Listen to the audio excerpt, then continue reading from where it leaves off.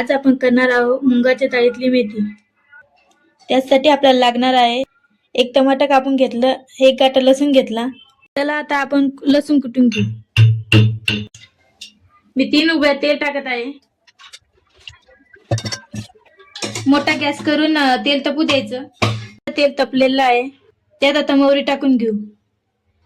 अर्धा चम्मच मी मोहरी टाकत आहे, अर्धा चम्मच जिरं टाकत आहे।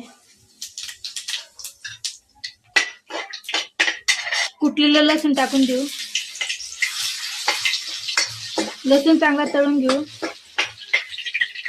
लसूण चांगला तळलेला आहे, त्यात आता टमाटर टाकून देऊया।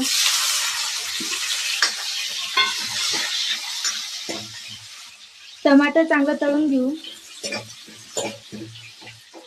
टमाटर लवकर होण्यासाठी त्यात थोडं मीठ टाकू। 1 चम्मच मी मिरची पावडर टाकत आहे आणि 1/2 चम्मच मी हळद टाकत आहे।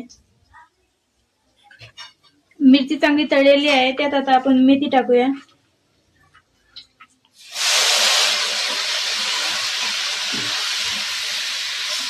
मेथी चांगली हलवून घ्यायची। मेथी चांगली परतून घ्यायची।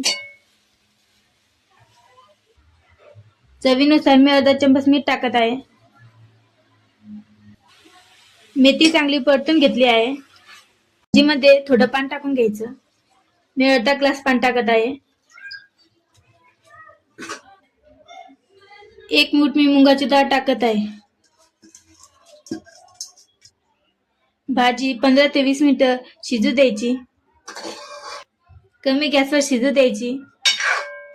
तर हे बघा, आपली भाजी शिजलेली आहे। चला तर आपण आता ती प्लेटमध्ये काढूया। आपण आता ही भाजी खाऊन बघूया।